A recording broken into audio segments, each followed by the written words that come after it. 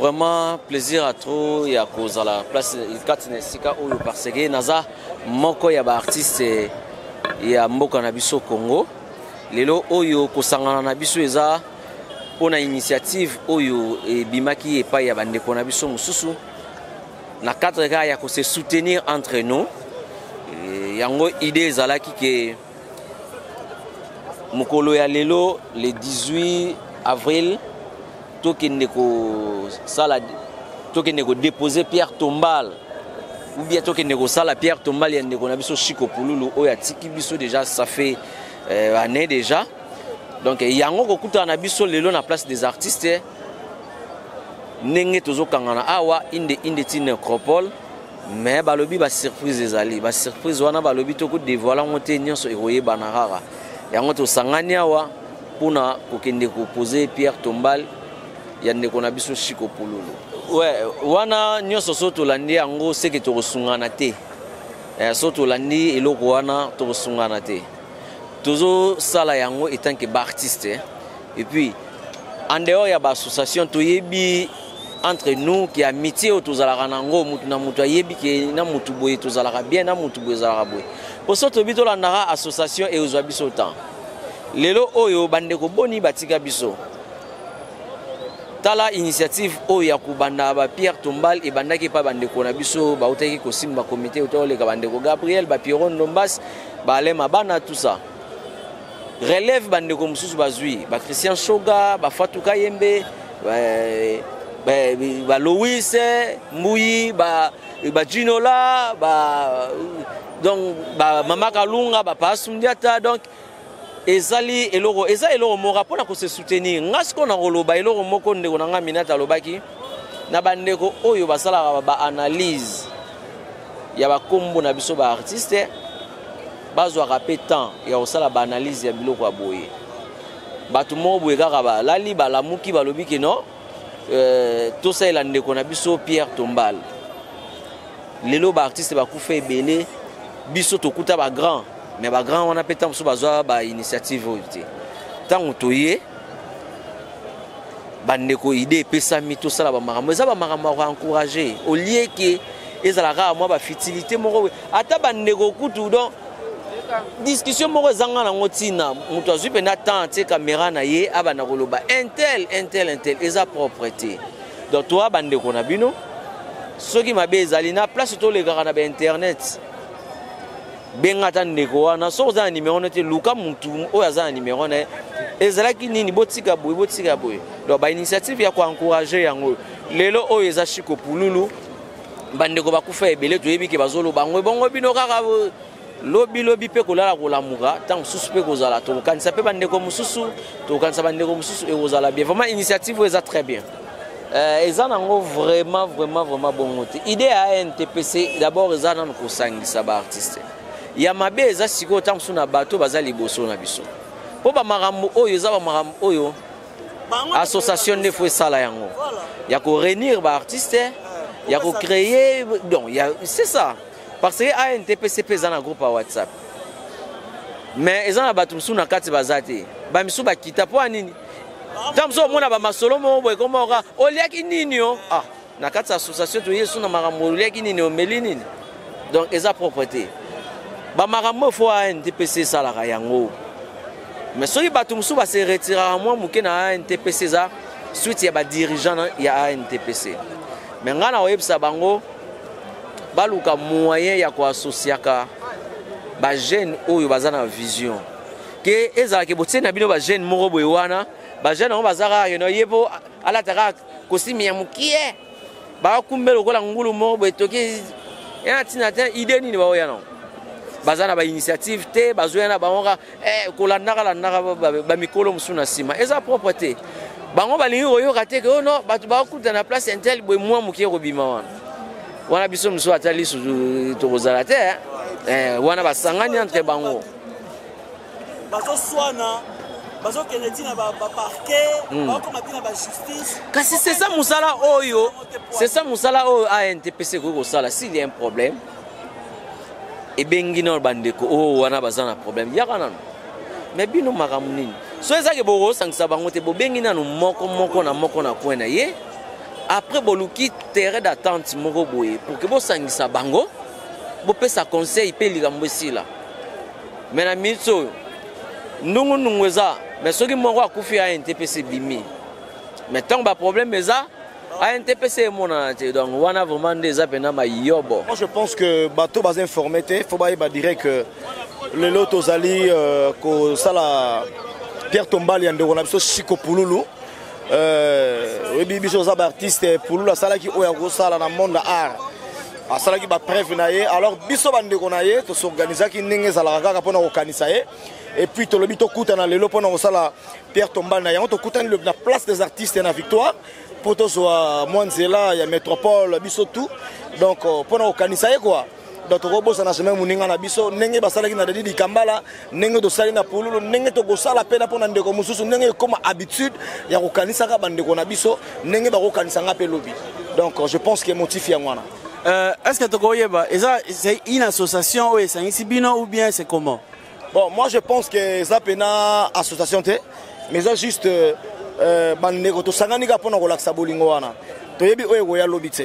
donc si on a bien association, mais c'est juste bande konyoso oyo azar artiste o a se sentir gazali na poana a dire soutenir a comprendre likambo tozoloba azana kati. Donc na oya zate oya comprendre message a kota na kati dans le sens wana. Mais nous avons une association na bino ANTPC. Siko ANTPC na kati makambo aza wapi? Bon, na ko sepela makasi soko meji ko tuna même temps na bande ko mususu peut-être peu basala qui peut art ngana na yebité. Mais moi je pense que ANTPC est l'association où ça ba comédien nyo surtout. Yango pété et pekisi pété so besoin na likanisa malamu pona ko sala pona ndeko na bino artiste. Donc moi je ne pense pas que ça na ndenga polémique tse. Donc voilà. Donc c'est juste une question. Pas de souci mais na ebité bino botala ka NTPC ba pa ko siko pezati. To kanisa pezali bino. Grâce mo yeyo. Grâce mo balobi grâce mo buzz. Le Wiz TV yango yolobi nini o sala nini awa na place des artistes. Bah déjà moi je suis chroniqueuse et hormis être chroniqueuse, je suis aussi actrice d'Oyebi et puis normalement productrice. Mais hormis tout ça, naïe vraiment dans le cadre chroniqueuse parce que Talaka artiste Pululu c'était un grand artiste de notre pays. Les les Pierre Tombal donc na ko ça tout na pesa ba cotisation na rapona lele en fort. Ba c'est belé to mona liste. Na udu bae biso na pesa na ngate batanga ko. Tango balobi o pesa ngo par OK ko batwa mona ka o pesa to le kabaninga. Na moni marambango en fait, pourquoi pas qu'on s'arrête dans nos maman journaliste au Kanga, si vous êtes faible, au Kanga, donc voilà quoi. La monnaie, frère, n'a pas de sang. Na yo pe yo tu na biso da chéri na ngai do retour na ba que ce belete. Asa sali makambo minene na katsa Congo. Asa sali makambo minene na katsa Paris. Oyo ve na ngai lemba na terrasse G2. Webi parler na bango immeuble ve na ngai tongo.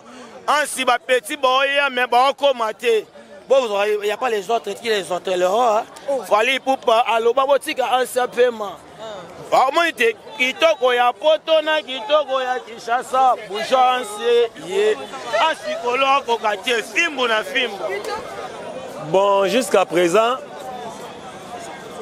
organisation la personne ndenge to kendela na ndenge bandeko ba omona tozo ke bien poto sisi na noté photo comme ne loko ngo tina suka ndeka tozo lo ba ke ya de surprise ezali o tant so ba ko kamo ya moment tozo bo ana ko lo ba lo ebele to comme nanu sur place to sali ba cérémonie ya bandeko na biso après ne siko to lo ba et le quoi moi on surprise et zolo ba ma trop na journée et surprise par rapport à quoi surprise en est-ce que ils a des Pierre Tombal ou comment bon surprise tellement soit bien surprise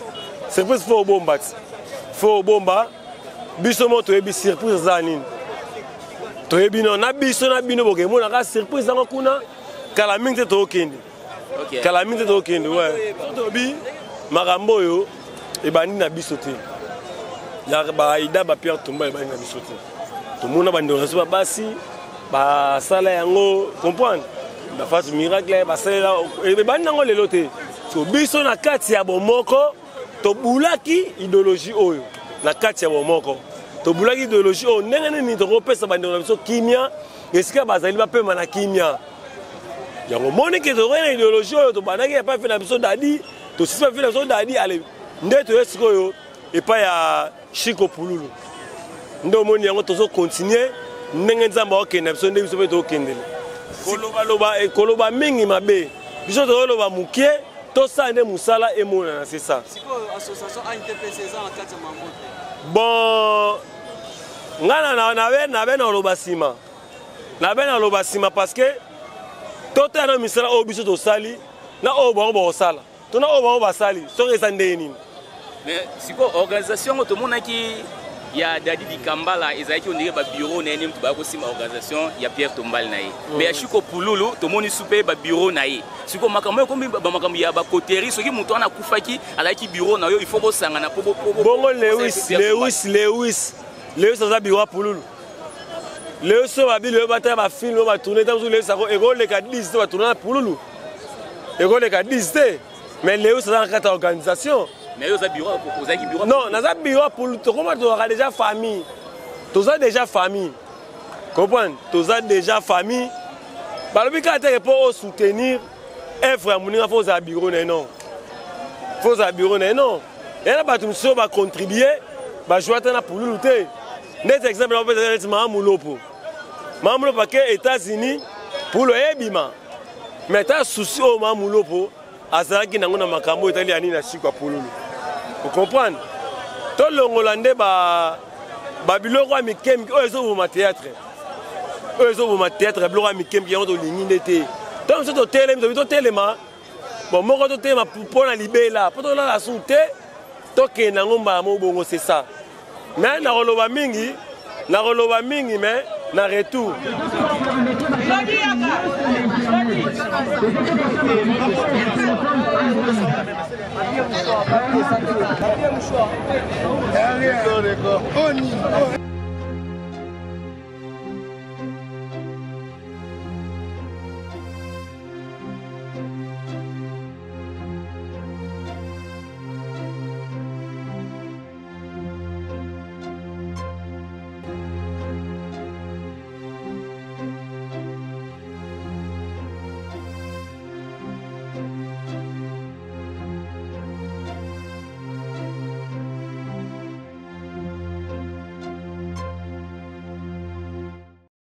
Si vous voyez déjà, je suis là. Dieu merci, Mbading, toujours, je vais faire obliger.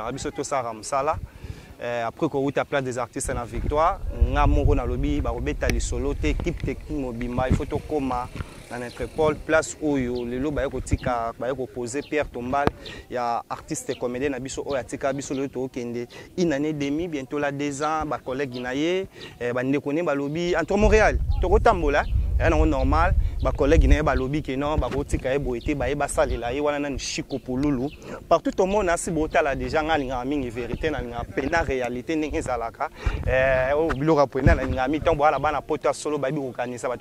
Fallon Chirlen et Longa appelle code, lui je l'appelle notre espoir de la jeunesse. Pourquoi pas na Dynamo Kabemba, la belle femme, la Lyon Nakata Pariwana. Dieu merci Mbadinga Aza déjà Montréal, tu peux prendre déjà. Bon en placement déjà, après c'est ça déjà en place. Nazo Kota, Nazo Tala. En tout cas, biloko boy, il y a on a besoin pas na biso biloko boy. Bon professionnel à médias ne ba ça musala. Ici chez nous, nous travaillons. Ceux qui ont là, Patricia Castanet, la française. Patricia Castanet, la française. Et aux Alapena, bien té, tant on va blur, l'Obama. Pourquoi pas na Patricia Nengazo Lobara, Mbadinga, tous à la Ramora, Torosa a déjà entré. Bon, mon akoma, Dieu merci, Mbadinga. Oh, ya Lobara, ya Salaka. Bon, on a la ligne, moi, vérité, belé. La ligne, vraiment, moi, vérité, on est à bien. Na déjà, tala déjà notre pôle. Il y a les occasions. Il y a Romon a souffert beaucoup. Il y a Romon a souffert qui est mené à Oyatika Biso. Pour nga linga mingi vérité, mon artiste c'est bazar déjà. Ba koma ki avant, ba koma pena avant Montréal et denga pena. Ozulanga bango déjà bon mona ke namoni mpena mama Kalunga mpe déjà aza wana tomoni déjà tokuti ye awa mama Kalunga déjà ye wana bomoni tomoni mpe nanga gesho mpe aza wana donc tozosanira mosala yango Ibrahima Opiana tekokamwaka te wana yaka mbadinga wana yaka ndenge na ngai zaka no à l'aise ye mpena ye masala ngai mpena boloba teke masala ndeni masala ngai ya bulo ezalaka mpena bien bomona.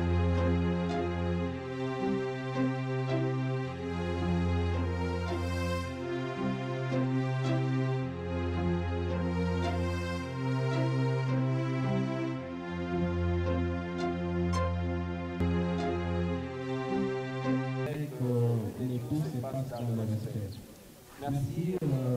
Je vous prie de bien vouloir vous lever et à former deux rangées pour que nous puissions avancer jusqu'au quartier là où se trouve notre cher Chikolumbu Jacques.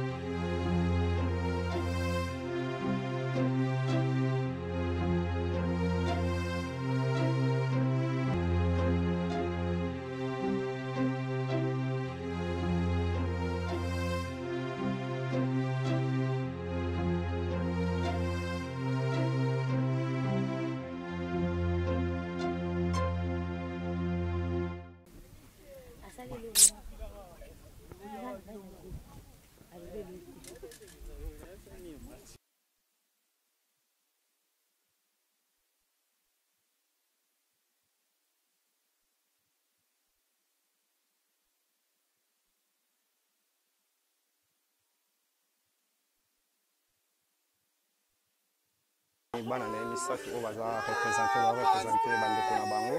Nous avons vu 3 filles oyo toza na bango awa eza bien eza vraiment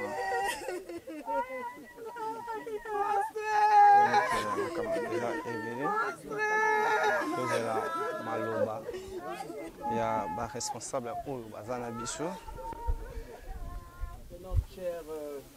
Papa Chikolumbu Jacques. Et aujourd'hui, c'est la date du dévoilement de sa personne et qui n'est rien d'autre qu'un signe honorifique que la famille a fait. Et ces gestes montrent que notre cher papa Chikolumbu Jacques est gravé dans vos cœurs et il restera inoubliable. Et raison pour laquelle vous avez fait ces gestes, vous avez construit la pierre, vous avez construit sa dernière demeure physique, symbolisée par la pierre. Notre cérémonie va se dérouler de cette façon. Nous allons laisser la parole au pasteur pour une courte prière et ensuite on procédera au dévoilement de la pierre tombale. Et après le dévoilement de la pierre tombale, on va donner la parole à la famille. Après la famille, donc après la parole de la famille va en profiter directement pour le dépôt de gerbes de fleurs, ensemble avec les images. Et ensuite, les artistes vont passer aussi pour avoir aussi leurs mots et tirer des photos de souvenirs. Une fois tiré, à ne pas bousiller la stèle. Je te rends grâce. Car tu viens d'accomplir ta parole. Depuis le mois de décembre, l'année coulée, tu as préféré d'accomplir ta parole selon Ecclésiaste chapitre 3, verset 1. Il y a un temps pour naître, un temps pour mourir. Et aujourd'hui, nous voici devant ce signe honorifique. Nous croyons que son âme n'est pas ici. Et nous croyons que cela serait dans la paix là où il est. Mais par cette cérémonie, nous voulons que sa présence puisse être avec nous, afin que toute soit écartée, soit éloignée au nom de ce que la paix. Assiste-nous, Seigneur mon Dieu, en tout ce qui va se passer dans cette place, afin que cette mémoire reste inoubliable, Seigneur, dans le cœur.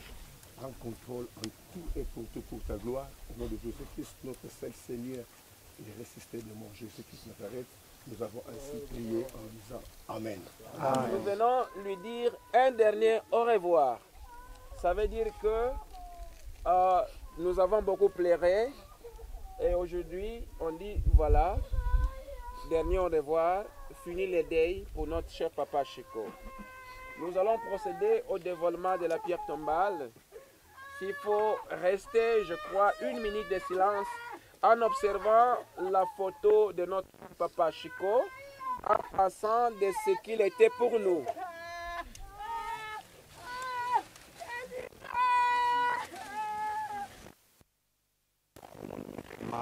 Ma collègue,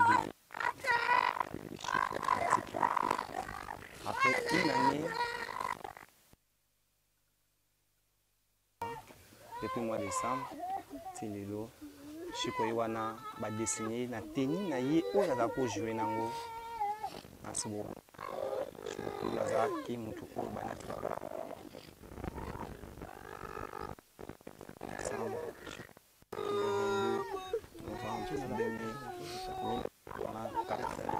Et à Ototika Biso, le 22 décembre 2019, vous voyez comment Bande Konae, Bande Chico, le Kwabo.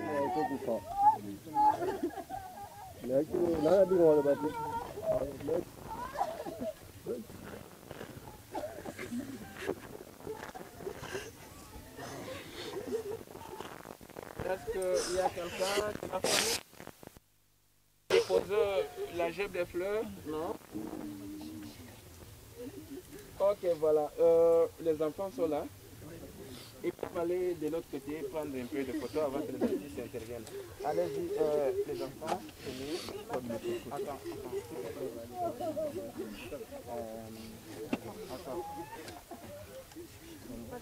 Oui. Longo la mono. Longo la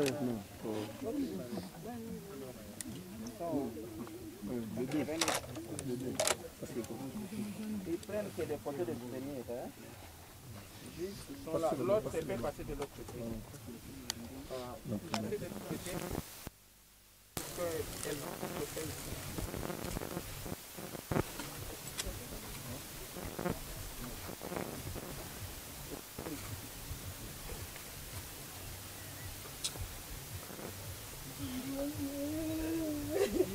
Vous parlez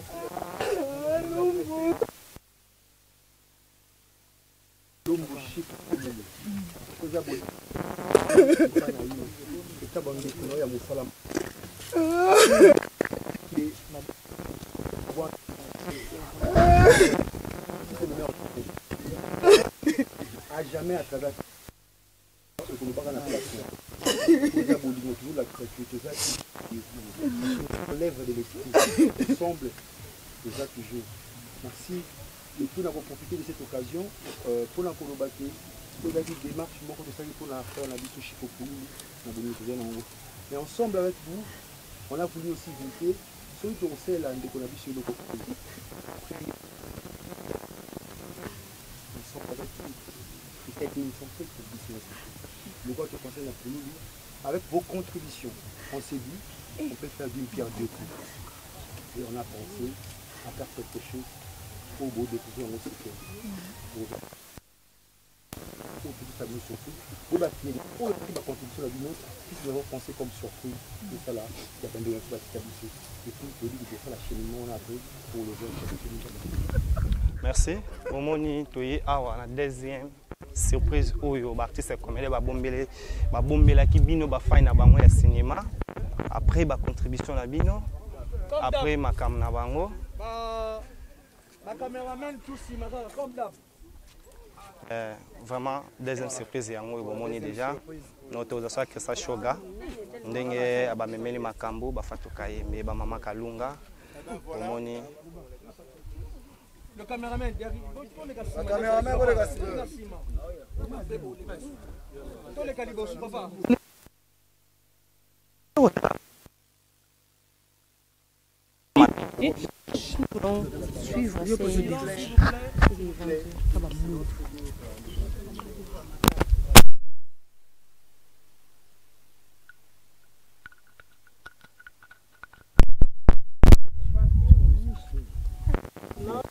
devant la dernière militaire,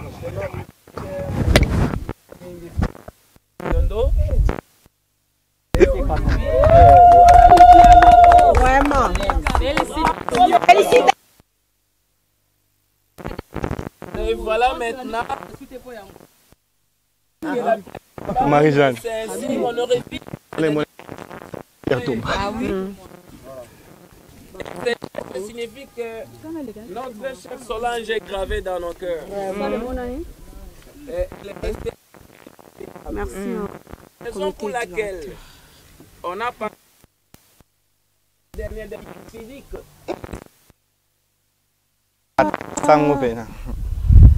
Et voilà, je laisse la parole au pasteur pour la bénédiction de la fête.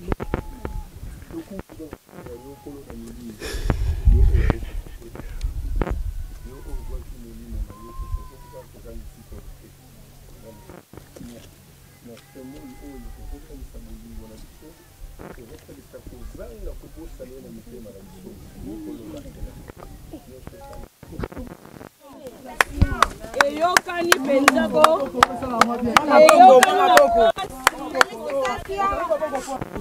Félicitations, Moussa le Monani. En tout cas, c'est beau.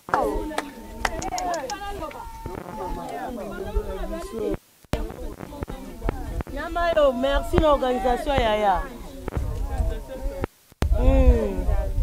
Kitoko. Sotandaki na ngote kitoko vraiment. Ma fleur.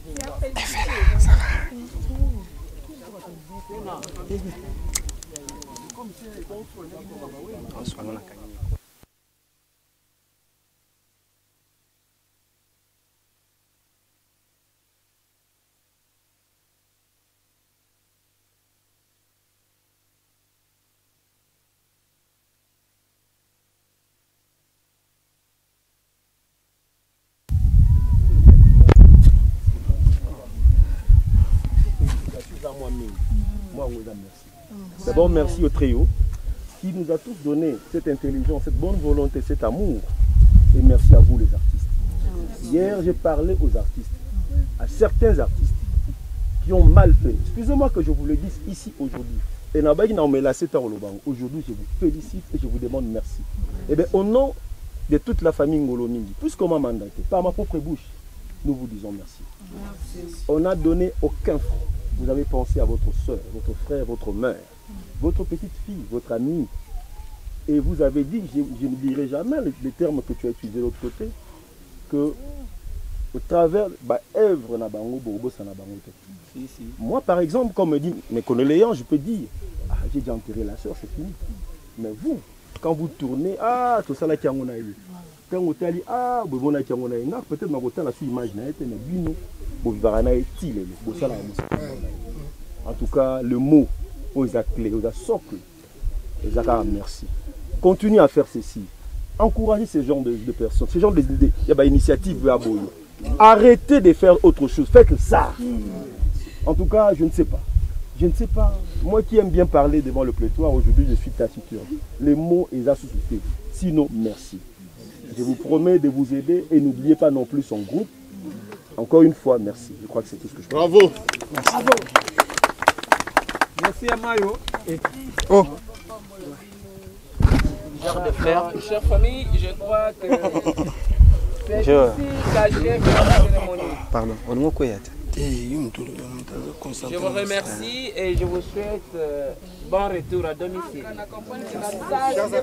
Il y a quelqu'un qui a émodu. Chers artistes, je pense que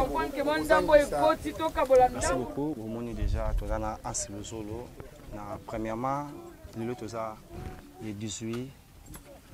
le 18, tout ça dans la métropole, il y a dans la poto, le dans la biso longo, aïe, kotika, accompagner ma collègue naïe ou kotika Pierre Tombali ou azaki confrère naïe dans salle de cinéma, atiki ba misala naïe belé, mais tout est premièrement, nini et sali Anse Luzolo atika mikili ya poto aya kaka pona kosala déposition ya Pierre Tombal oyo ya mama Mindondo na Anse Luzolo tous on point de vue Anse Luzolo partout au monde bazotala yo oza en direct ya 100% Star okoki opesa bango message nini ya bafanatique na yo oyo ya cinéma baotalo bayebi koza na poto ba monyo lelo ba monyo na Congo. Dieu merci. Hazard Pouloulou c'est notre ami hein. Lumbu Jacques Chikouf Pouloulou Champagne c'est notre ami. Donc disparition na choka biso sala biso pasi donc balobeke ba sala faire tombal ngana senga ku ba master ba pour sa date pour na ya na assister raison na nga yango wana na élève moi je voulais bien assister maramutu le kanga mo pe na monde koyoka yo koloba bo oyeba ki kaka osala ma Chiko Pouloulou mais nous avons vu une surprise ba sala pe maman Mindondo. Qu'est-ce que tu peux dire comme message na ba organisateur nango na ba collègue no ba passer ko sala maman Mindondo auto s'attendait na ngoti Mindondo sœur Mindondo Solange za ya na nga ya quartier omoni nde connais Patrick Aoutsolo Patrick Ngoloming c'est mon ami tout temps na primaire. OK. Donc c'est une grande sœur pour nanga. Nakoki même pas ko poussa na pembeni parce que tu vois. Je vois comment moi on balazo la melinette zo bomba. Moi. Na OK nanda ko sœur Mindondo, je mangeais. C'est une grande sœur déjà. Puis non, j'avais compris, Aza vraiment un peu émotionné. Ils ont place où il y a 5 tata qui toujours seka, ils ont place où il y a mawato yaki koti ke loko où tout le monde sur bande côté mais ba misalo bango ba sala biso to raisonner bango chaque année to zabo mo ke Anse Luzolo comme ils la iné a okokata on dimate bino boyo sepela mais ya on dimate en ce dernier message na yo zala mobali to ebi ke zanzela biso sto bota ma pe to kufara qu'est-ce qu'on peut retenir na passage à Anse Luzolo na précisément na République démocratique du Congo avant départ na azonga na mboko ya za mboka Belgique. Puis à leurs âmes. Pour comprendre, à quoi vraiment pour le battre, tu dis que pour le on a ça et pour autant dire qu'il y a la haine, non, je ne pense pas. Le mot est très mal choisi. J'estime la divergence, ça peut arriver même entre vous et moi, ça peut arriver. Mais on reste encore une famille. On reste une famille et soyez soudés, le vieux soutenez les petits. Je ne parle pas de l'âge, je parle plutôt de l'état d'esprit. Vous voyez ce qu'on vient de faire. C'est alloué. C'est alloué. Moi d'ailleurs, toutes les fois qu'ils auront de l'initiative pareille, je vais contribuer. Je vous dis déjà, j'ai parlé même au président Guécho et puis aux autres. J'ai aimé. J'ai été surpris, franchement. J'étais dans ces jours-là en culotte, ils m'ont vu, ils m'ont dit, bah, écoutez, nous voulons faire ça. Ça sera une manière surprise. J'ai dit, ben waouh! Quelle idée, pourquoi ne pas faire de grandes choses? Vous savez que les artistes meurent pauvres, pourquoi? Parce que vous ne voulez pas réfléchir. J'ai aimé, alors j'ai aimé. Il y a ici qui sont des licenciés, ici je connais beaucoup qui sont des licenciés, qui sont même des gradués, mais ce sont des personnes qui sont intelligentes. On ne peut pas accepter qu'on vous prenne pour n'importe qui, mais non.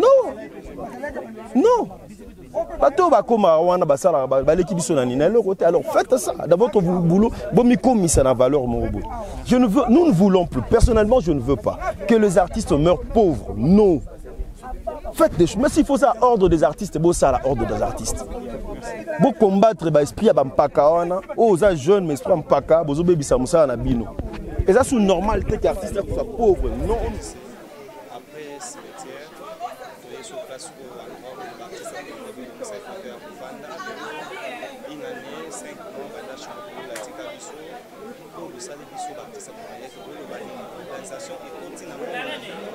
Bien vous allez déjà organisé des Pierre Tombal pour organiser à maman sur Mindondo na Chiko Pouloulou premièrement partout au monde du message.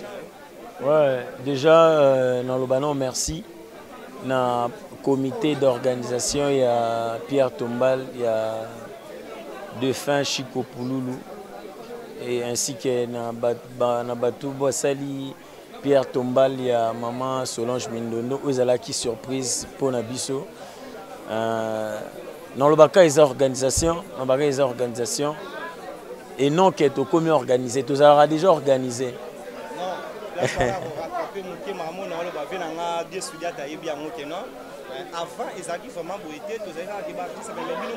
Kasi Mikolo et Kokanate. Donc lundi, Somo et même en Kasi, mardi, Mboule et Beta. Comprendre, mercredi, Climé, Kozandeng et Moboué. Donc, Mikole Kokanate, chaque jour, tout Tola, Tola, Muka, idée et Bakisam, et puis, n'a expérience. babi ke mobikisi akokende boyeke professeur ezani bokomona lisanga oyo ya bacomédien ekomata ti likolo ya mapate pa ya tata wana nde maloba ya mobikisi olobi yango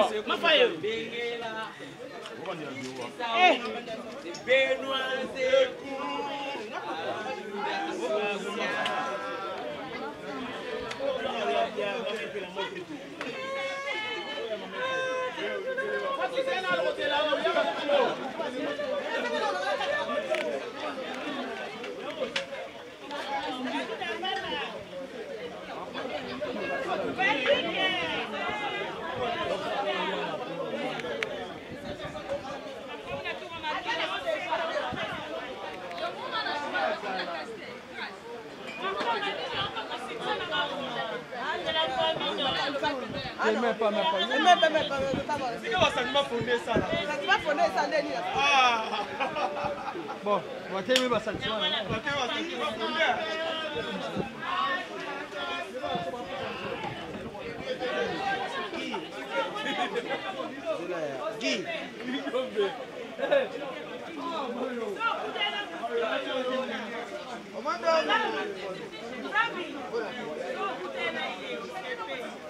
Il s'appelle ajuda sociale.